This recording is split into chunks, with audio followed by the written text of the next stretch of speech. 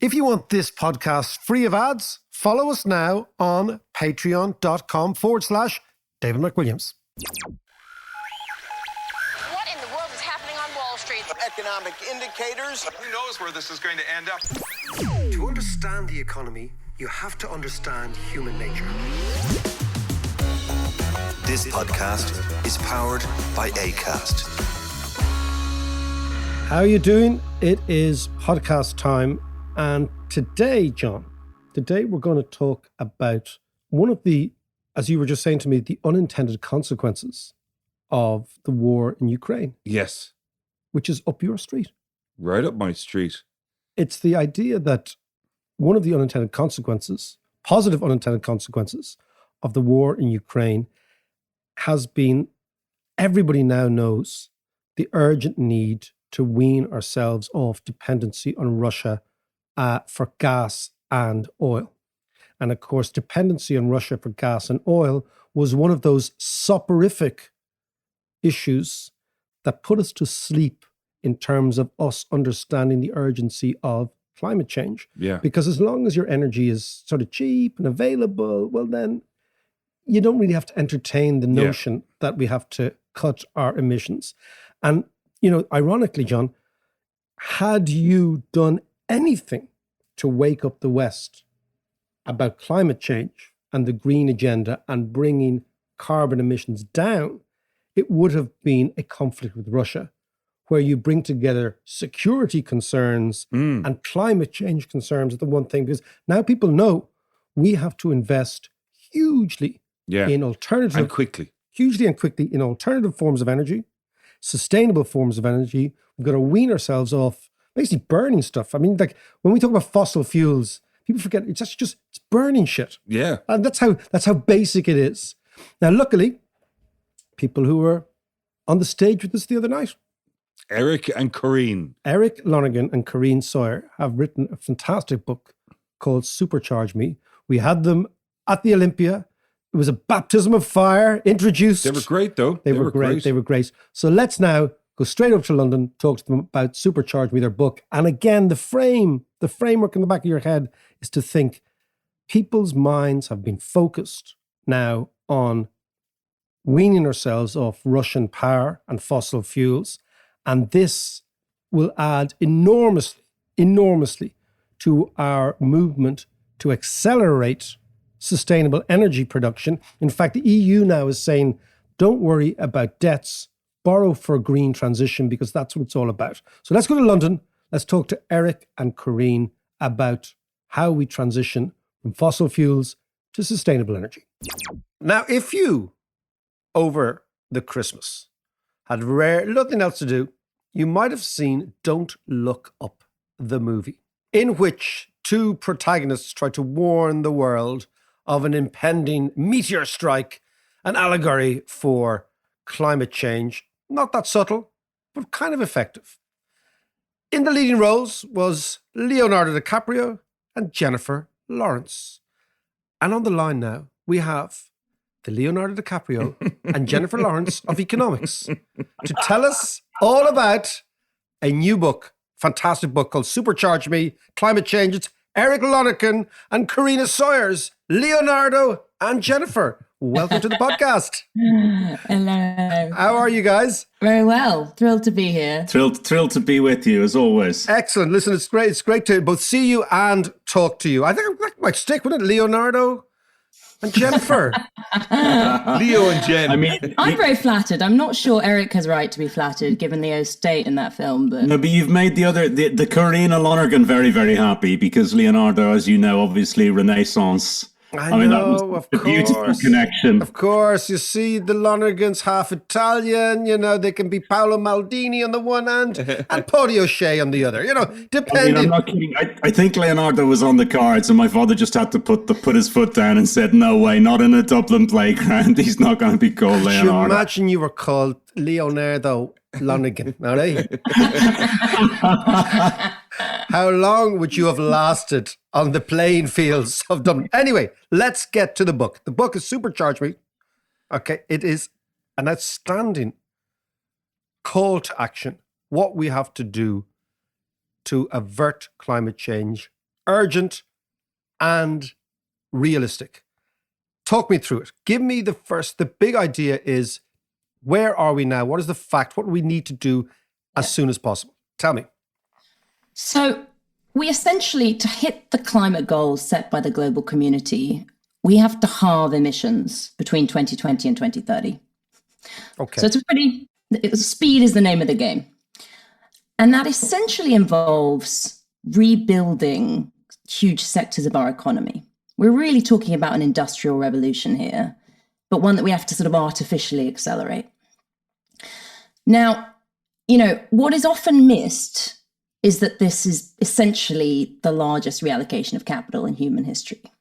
But what we often feel quite frustrated by, and partly motivated us to write this book, is the negative spin on this and the constant description of this as a cost. The number of times we're listening to BBC Radio 4 and someone's interviewing a politician and saying, who's going to pay for this? Who's going to pay for this? The UK net zero plan.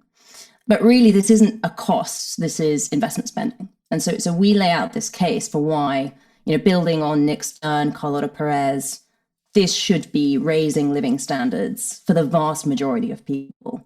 This is an opportunity, not a cost. And yes, we need to sort of artificially make it faster happen than it otherwise would. But this is an opportunity.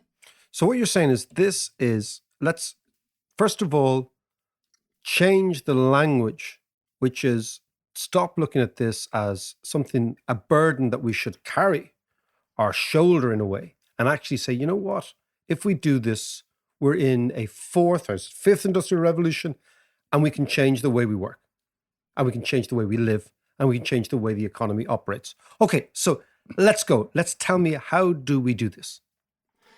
But so first point number one, and I hopefully this really helps listeners. This was a really big breakthrough moment, I think, for both of us, is we had a very interesting meeting with Adair Turner. You've probably heard of Adair Turner. He's a big brain, chair of the Energy Transmission Commission, huge expert in climate policy. And we pinned him down and said, if you were a dictator and you could do three things, what would they be? Because my frustration with this is it's a movement without a manifesto. Okay. So we've got everybody saying we want to explain that to me, Eric. Right. You've got everybody is now on the same page, right? The climate deniers are an irrelevant fraction of the global population. You've got people out on the streets. You've got Greta Thunberg. You've got Extinction Rebellion. But if you said to me, if Greta Thunberg was in power, what are the three pieces of legislation she's put in place? I don't know what they are. Is she going to say everybody's got to become a vegan? Do I stop using my dishwasher and start washing the plates by hand? It's not clear actually what we're fighting for in practical terms. And the crux of it is actually relatively simple as a problem. And here's the punchline. If we make our electricity sustainable, right? So if we get as close as we can to 100% sustainable electricity generation, and we use existing technology to get everything that we can run by electricity, right? So run our cars by electricity, heat our homes by electricity, get manufacturing all powered by electricity. So make electricity sustainable, electrify everything, emissions will fall by 70%. Wow. And how do we make electricity sustainable? How do we move away from basically burning fossil fuel to generate heat, to generate electricity, to something else? I'm going to just step back a bit and put the nature of that task in context, which is that, we came up with this categorization about the types of problems to solve to get to net zero or a fully decarbonized economy, what we call simple maths, mini musks, and herding sheep. Okay. So simple maths is where there's a problem, where there's a technology that exists and is relatively affordable. And we're really just talking about making the numbers work, allocating enough investment at the right cost of capital. The second category, mini musks, is where we need more musks. We need more massive investment spend in R&D. So this includes air fuel, where we don't really have a decarbonized alternative currently, or cement. And then finally, herding sheep is where we have to rely on human behavior change. So the current example there is often diets. Now, the reason this bucketing is helpful and exciting is that electrification almost all sits in simple maths. And that is the easiest piece. Changing human behavior is really, really hard. I would not put a bet on changing human behavior, personally. Right. It's really hard. Mini Musks, it's doable, but again, they're bigger bets. Simple maths, we've just got to channel the right amount of capital to the right projects. So this is really, really exciting. Give me an example of this, Corinne. Give me an example of what you see as things that could be done with the right amount of capital very quickly. Yeah. So it's essentially scaling up renewable power generation globally. So that is around the world, scaling up solar, wind, offshore and onshore, hydro. Those are the big three, really. This is music to our ears as I look out the window on a lovely Dublin February morning, where the wind is howling off the Irish Sea. No, but if you look at it, you look at the waves are lashing in on Dundee Pier, and you're thinking, that's a lot of energy. A lot of energy. Mother Nature is actually hurling at us. We can grasp that. We can actually harness this in some way. And the fantastic thing is, due to the work, decades of activists and innovators and some good policies, the costs and the lead times on those projects are thankfully affordable and achievable to really, really scale these up in the next 10 years. But on top of the power generation, we also need to improve the grid infrastructure. So the grid infrastructure carries that energy from the generators to our homes, to our industrial processes, and storage, because unfortunately, most renewables don't inherently store, right? Unlike coal and oil, which are inherently stored energy. Once you capture the solar, you need to find a way to store it, which is where we look at battery and hydro pumps and various other forms of technology. So those are the big buckets of technology we need to scale up.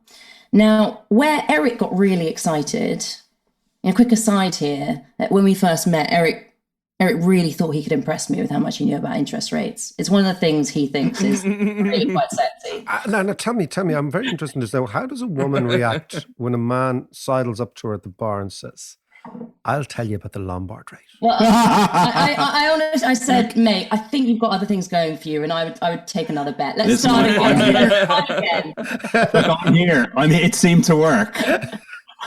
Go on. So did you move quickly? But let me give it a go. I mean, so interest rates come in here. They are, for better or worse, very important. But it's worth just on. There's a big point of optimism here. Right. So the first thing we said, because you go, okay, we get our grid sustainable. Let's harness all that wind when we look out the window, or if we're in Spain or Africa, let's harness all of that sun, or Australia. And then let's get everything onto the grid. But how easy is it to harness this stuff? And I think it's really important to spell out how fortunate we are.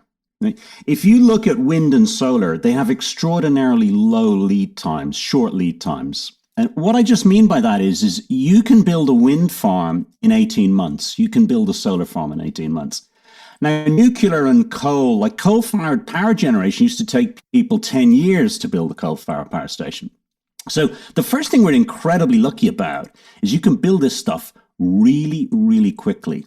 And then the second thing we're really lucky about is, and this is a point you and I have spoken about an awful lot, David, is it's an investment where we can make a return. So it would be a bit like, and this is one of my big frustrations with this discussion, is it's a bit like talking about the housing market and never mentioning mortgages. We shouldn't be talking about investment spending in renewable energy without talking about the state's cost of capital. I come back to this point. The Irish government can borrow at sub 2% interest rates. Most wind generation projects are making 8 to 12% returns.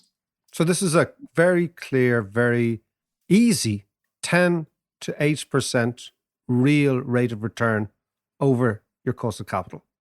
Exactly.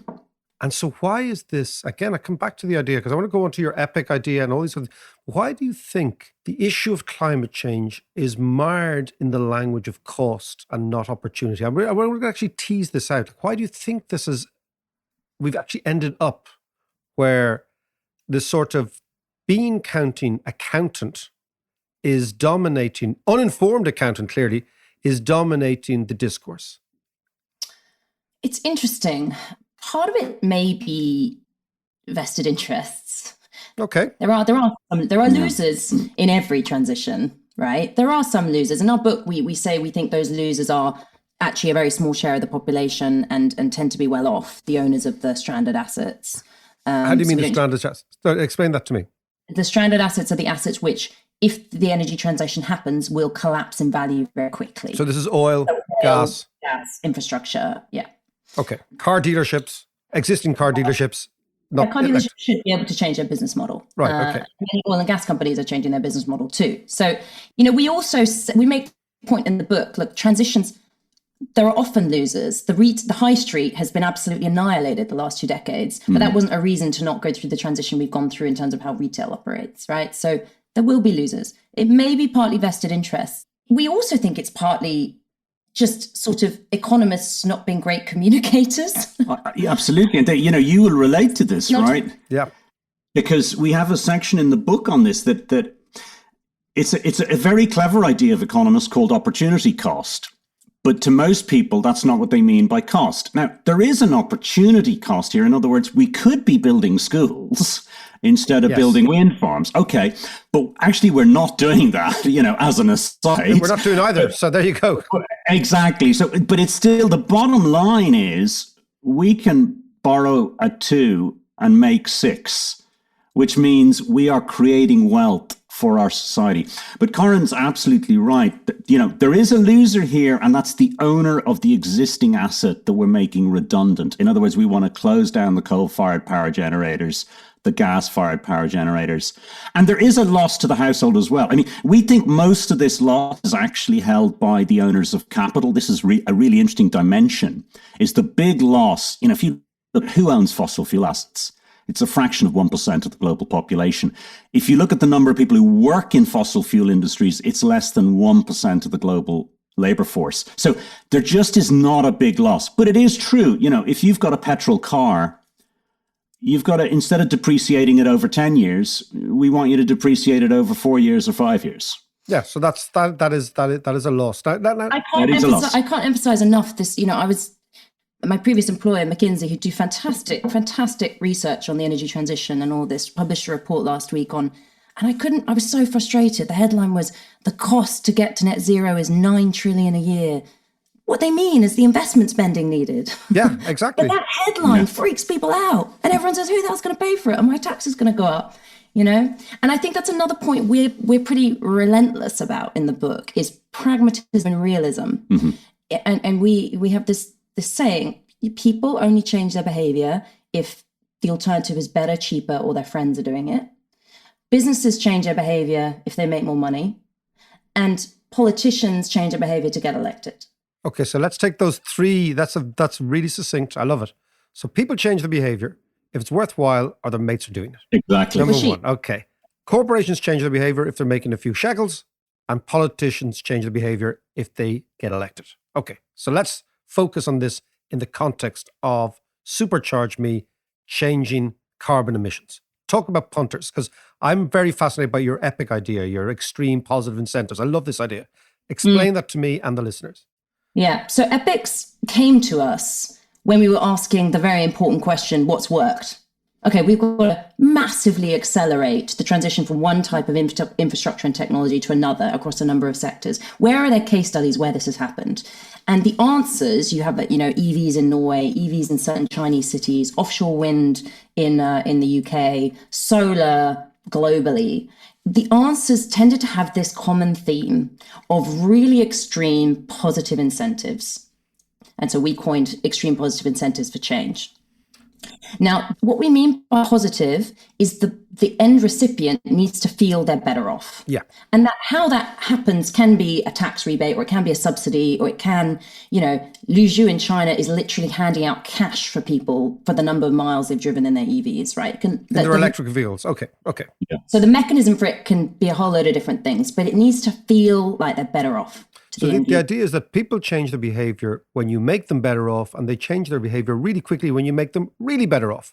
Yeah. Yeah, really simple. If you want to if you look at the case in Norway, if you want to get people to buy electric vehicles, you go into a Volkswagen dealership in Norway, and the price of the electric vehicle is 20% cheaper than the petrol vehicle. So lo and behold, 95% of sales are electric vehicles. Yeah, and our view is just do that across every single sector of the economy.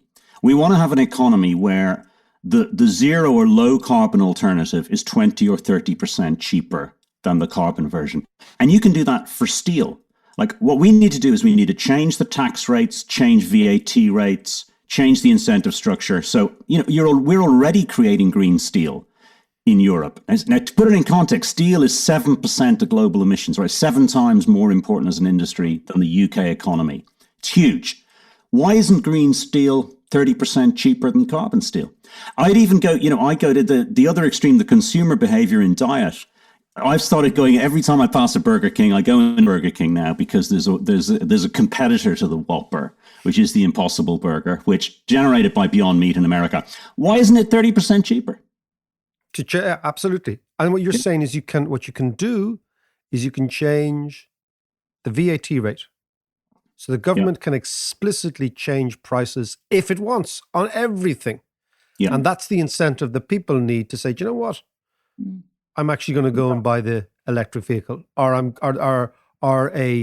accountant working in a large, let's say, for example, infrastructure company says, I'm going to get green steel.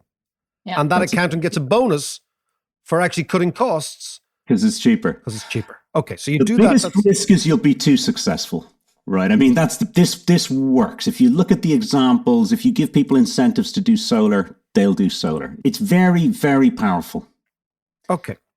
And let's talk about so that's how you change behavior. And then again, there's the bragging effect, which is that once somebody changes the behavior, it's how you create fans, it's how you create any sort of momentum in any product is mates tell mates and everyone. Humans, the great thing we know about humans is we are great copycats, right? That's what we've done since we were hanging out saying, fellas, see this Flint malarkey? I tell you, if you flick this a bit, this far thing, we can get this thing going, right? Like humans copy other humans, right? So we get that.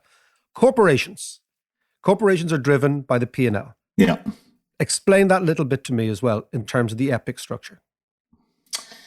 Well, I think this is important because there's a lot, I work in business and in kind of climate and sustainability transformations in business. And there's a big narrative that kind of goodwill or businesses with a good purpose in the world is going to get us there. ESG sort of thing. We're slightly trying to cut through that and say, there are CEOs who care and might be taking a hit to their bottom line, but still there's a fundamental operating logic to business, which if we're going to make this happen at scale, we have to use. You can't make this happen without making it work for the bottom line. Right? Yeah. So and I was watching the scrap last week between Unilever, yes, and a famous UK fund manager called Terry Smith. Terry Smith was saying, look, Unilever, I get all the ESG stuff. I love it. I'm with you. But you've got to actually make me wealthy because I'm your shareholder. So what you're saying is there is a way of fusing this, of making ESG and all the woolly stuff and the nice stuff actually financially doable. Explain that to me. Well, those incentives are aligning because particularly in the climate and sustainability part of the ESG, people are seeing the writing on the wall.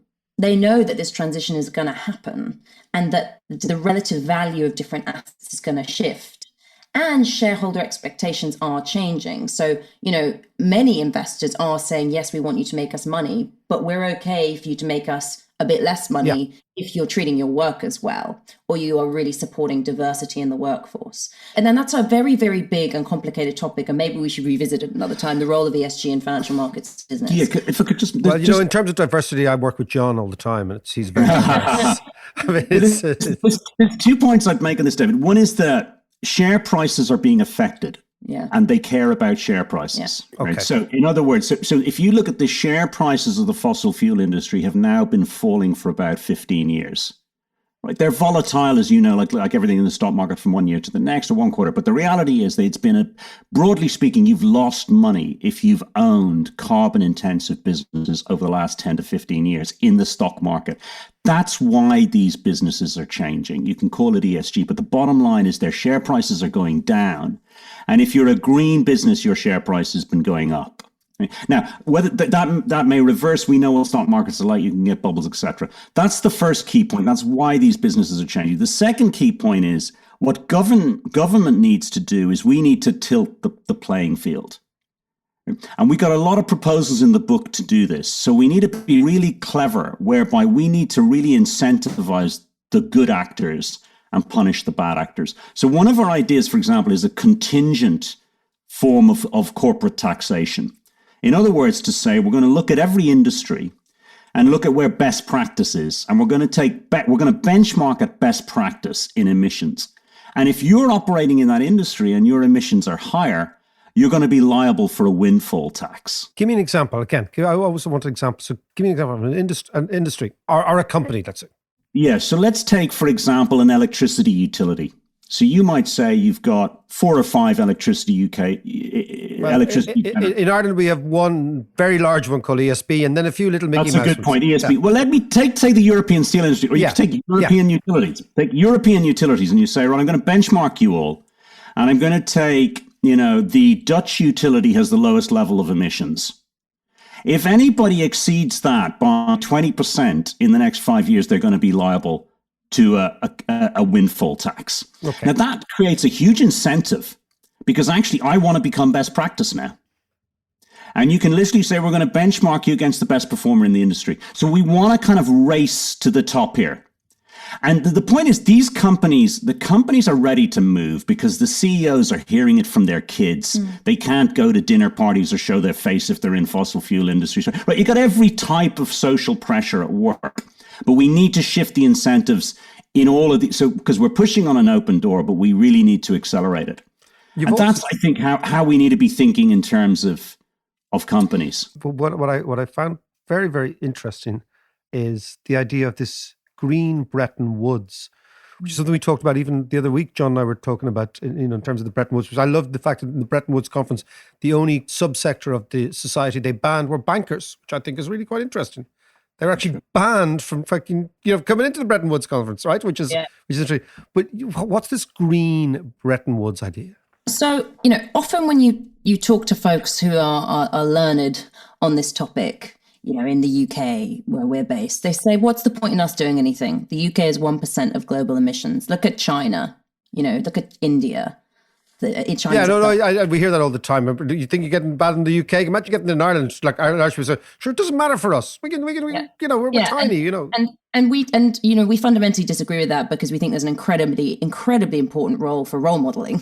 Let's show what can be done. Let's show what policy levers and what business leadership can achieve. And that's policies, governments copy each other. They copy each other. So that's, it's back to that idea.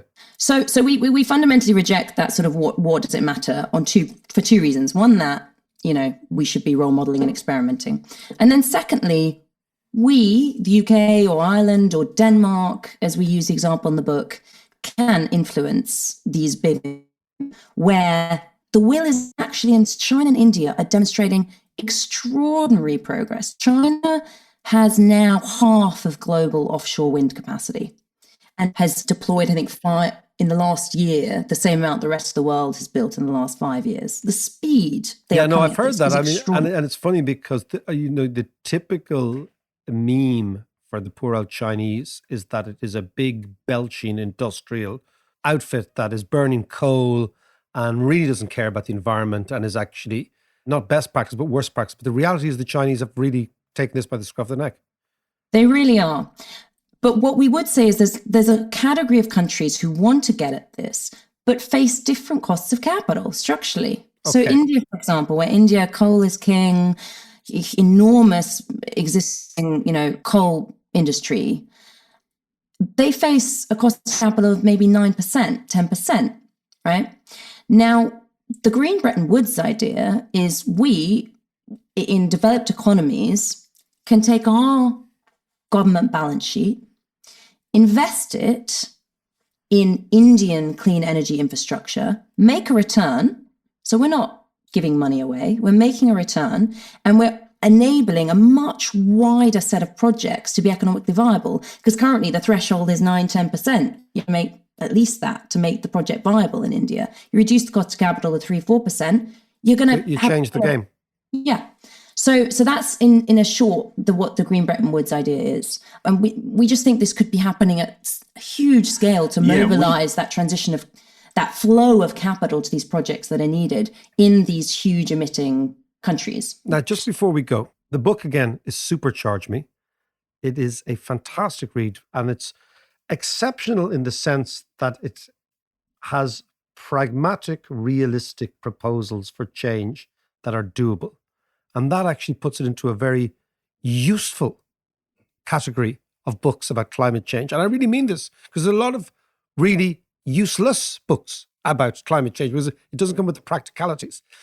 As we conclude, what's your message for myself, for listeners, in terms of, we started with, we have to have global emissions in 10 years. Okay, so that's a big challenge. We know human behavior is difficult, slow, almost impossible to change in certain levels. What is your big message in terms of optimism? Because Eric, you used the word optimistic.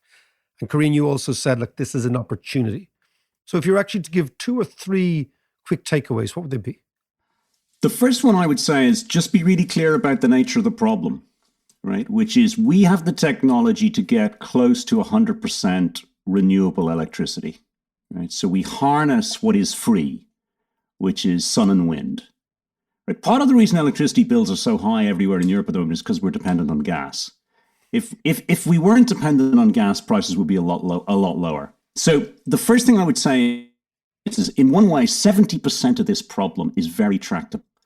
And it's actually about harnessing investment. And we're in an incredibly fortunate generation because the technology now has very short lead times. We can build this stuff quickly, and we have a very low cost of capital. So in a sense, for me, the really motivating force here is about forcing our governments, reiterating to everybody involved in policy, in business, in government, to accelerate investment spending. This is not about destroying our economy. It's about changing what fuels our economy. And we have the technology to do that. And broadly speaking, if you look at the history of technological revolutions, as Corinne alluded to, that tends to mean cleaner air, better technology, higher standards of living, and better jobs for people. And what I would say, we have a chapter on the individual, and, we explore in that the fact that the individual in many ways has never been more powerful as an activist to shape the narrative, governments, to businesses you buy from. So that's kind of our main recommendation to individuals, whoever they are, is engage in this. We're giving you a frame on what the solution is, and get out there and be vocal about what you're expecting from your government, from your banks, from the businesses you engage with, from your employers as well. We have huge leverage as employees. Well, I think Eric Lonergan and Corinne Sawers, as I said at the top, the Leonardo and Jennifer Lawrence. No, but I mean, get back to that idea of don't look up. Don't look up is a great example of sticking your head in the sand. When you know there's a problem coming down and you know that you can actually at least avert it in some ways. The book is Supercharge Me. Thank you both very, very much. Great stuff. Listen, thanks very much, guys. We'll talk to you very soon. Thanks, guys. Take care. Thanks Cheers, very guys. much, guys. Bye. All the best now. Thank you. That was great, actually. Fascinating Yeah, stuff. good And stuff. actually, we need more of that, that kind of thinking as well. Yeah. But what he was saying there at the beginning, what Eric was saying at the beginning there, is that, like, the green movement in general is a movement without a manifesto. Loads Yes. of great Yeah. ideas, Yeah. all that kind of stuff. And I've always thought, and I've always felt that the green movement, what they've always suffered from is bad communication. And I know what you mean. more confused communication. And it's a little bit like, do you remember you always said about the left? The left look for traitors and the right look for converts. Yeah, like the right coalesce around one issue and say, okay, we can all agree on this. Let's go. Yeah. Because the left say, oh, no, you're not left enough for me. And I was reading And Trotsky. I was reading Gramsci the other day, and Gramsci said this, and Trotsky said, yeah. And the green movement is exactly the same, because everything that's remotely green or environmentally friendly or whatever is all wrapped up in the one issue.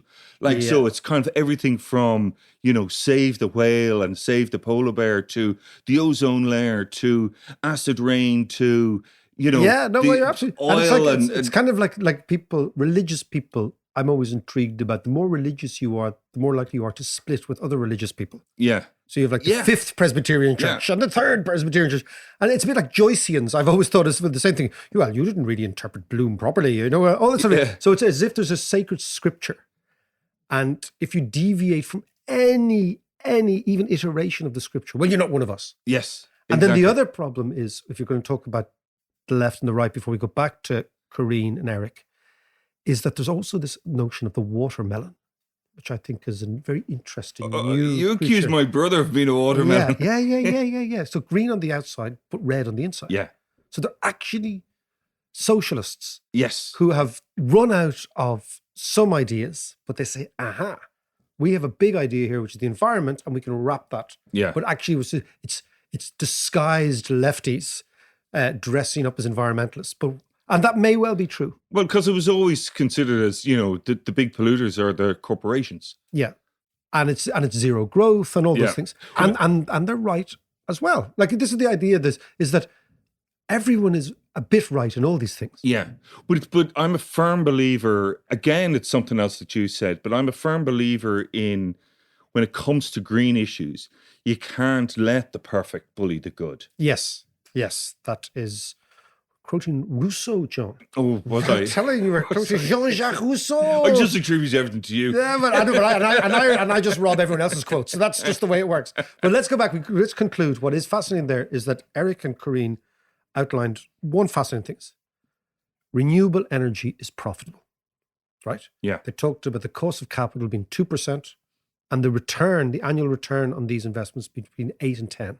So there's a real return of 8 to 10%. So not only is it not a cost, it's a financial opportunity. That's the first thing. The second thing is governments can, by using the tax system, change the price system and change incentives and create these epics. Yeah. And also the fact is the clock is ticking. But that's the main thing. The main thing is the clock is ticking. You can change behavior, and kind of let's do it. And I think that's the message from that book: is it's all doable, but you got to do it now. Just a quick shout out to all our Patreons. Thank you so much for supporting us over the last year. I hope you're enjoying the course. I hope you're enjoying the questions. I hope you're enjoying the chats on Patreon. And if you do fancy supporting us, all you got to do is go to patreon.com/David McWilliams.